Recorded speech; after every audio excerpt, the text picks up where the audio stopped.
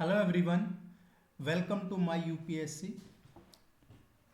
उम्मीद है आप सभी अच्छे होंगे। आज है 3 जनवरी और हम बात करेंगे सावित्रीबाई फुले। 3 जनवरी को सावित्रीबाई फुले का जन्म हुआ था। आज इनके बारे में जानेंगे पूरा, क्योंकि इनसे रिलेटेड आपके एग्जाम्स में क्वेश्चन आते रहते हैं, रेगुलर बेसिस पे पूछे जाते हैं। जिस तरीके से महात्मा गांधी से रिलेटेड क्वेश्चन आते हैं, वैसे इस ज्योतिराव फुले या सावित्रीबाई फुले से भी रिलेटेड आपके एग्जाम में क्वेश्चन पूछे जाते हैं। हमें इनके बारे में पता होना चाहिए। सावित्रीबाई फुले, इनका जन्म 3 जनवरी को हुआ था महाराष्ट्र के नया गांव में। नया गांव जो है, नया गांव में हुआ था। नया गांव अभी जो सतारा डिस्ट्रिक्ट है उसमें आता है। ये भारत की पहली महिला शिक्षिका थी। ये पहली विमेन टीचर थी इंडिया की, first school teacher for women. इन्होंने शिक्षक होने के साथ साथ ही जो भारत में नारी मुक्ति आंदोलन है उसकी ये पहली नेता थी। नारी मुक्ति आंदोलन की पहली नेता कौन थी, ये कई बार एग्जाम में क्वेश्चन आता है, तो सावित्रीबाई फुले थी। ये सोशल रिफॉर्मर भी किए हैं इन्होंने, समाज सुधारक भी थी, ये मराठी कवयित्री भी थी। और इन्होंने है जो महिला शिक्षा के लिए, बालिकाओं को शिक्षित करने के लिए बहुत इनको विरोध भी हुआ कई बार।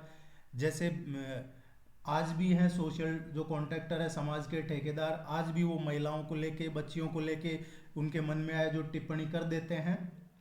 वैसे पहले ज़्यादा हुआ करते थे, अब तो बहुत ज़्यादा नहीं बचे हैं, फिर भी हैं आज भी।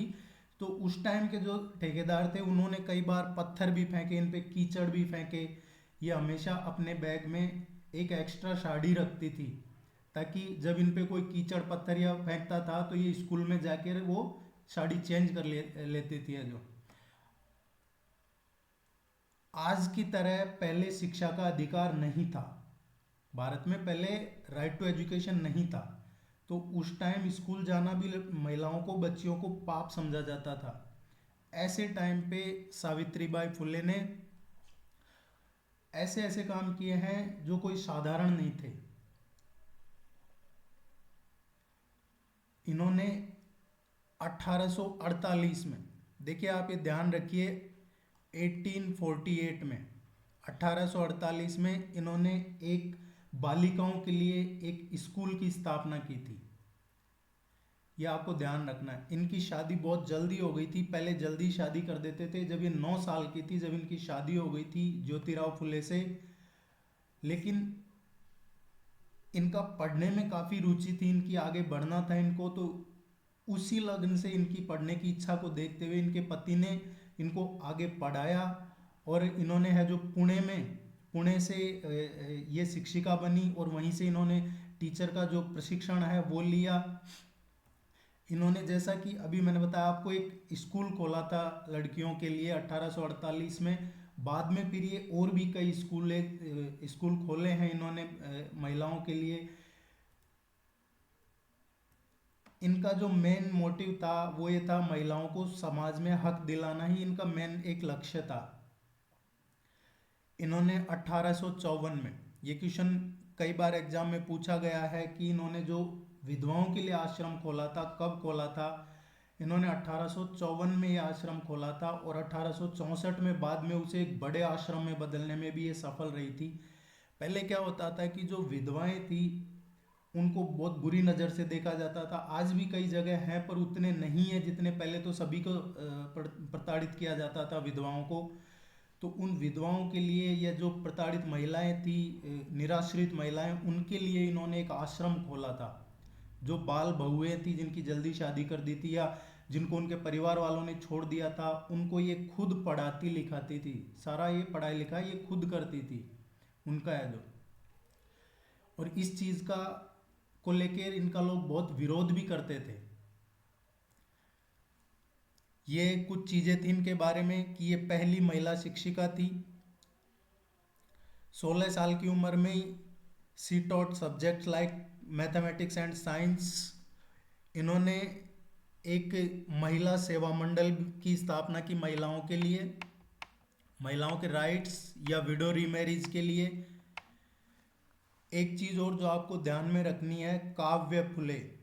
काव्य फुले ये इनकी कविताओं की एक बुक है, इनकी पोएम्स की बुक है। जो भी जो समाज में जाति को लेके डिस्क्रिमिनेशन किया जाता है या जेंडर को लेके डिस्क्रिमिनेशन किया जाता है, उस पे ये बुक है इनकी। ये भी आपको इम्पोर्टेंट है, एग्जाम पॉइंट ऑफ व्यू से है जो।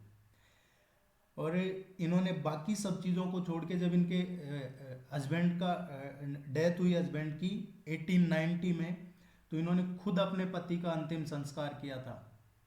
और बाद में है जब महाराष्ट्र में 1897 में 1890 में तो इनके हस्बैंड की डेथ हुई थी महात्मा ज्योतिबा फुले की। और 1897 में जब महाराष्ट्र में, पूरे महाराष्ट्र में प्लेग फैल गया था, प्लेग की बीमारी, उस टाइम पे ये लोगों की मदद करने के लिए जो प्लेग से ज़्यादा प्रभावित एरियाज थे उनमें बाहर निकली है। जैसे अभी तो क्या होता है कि कोविड के टाइम पे लोग सोशल मीडिया पे, ट्वीट पे बैठ के ही सिंपैथी दिखा देते हैं, बाहर नहीं निकलते हैं, ज़्यादा बड़े नेता वही है। लेकिन ये खुद फील्ड में निकली, लोगों की मदद की, और उस दौरान ये खुद भी प्लेग की चपेट में आई, प्लेग का शिकार हुई है। और 1897 में ही इन्होंने अंतिम सांस ली। आज इनकी बर्थ एनिवर्सरी है और ये पहली महिला शिक्षक थी।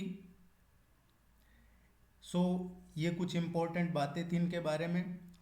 आप चैनल को सब्सक्राइब जरूर कर लीजिएगा ताकि आने वाले टाइम में भी आपको इस तरीके की जो नॉलेजेबल अपडेट्स हैं वो मिलते रहेंगे।